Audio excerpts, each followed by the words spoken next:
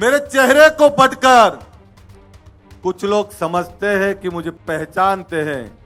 ये तो ये हो गया जैसे समंदर की लहरों को छू के ये समझते हैं कि समंदर को जानते हैं। મને નહીં ઓળખી શકો, તમે નહીં ઓળખી શકો, કારણ કે એટલું બધું તોફાન, એટલું બધું દર્દ, એટલી બધી તકલીફ છે।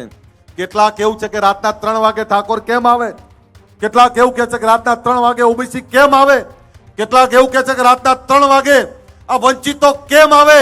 એ ભૂખ્યા છે એટલે આયા છે, પોતાની દિશા ખોલવા આયા છે, આ એટલે રાતના 3 વાગે આયા છે।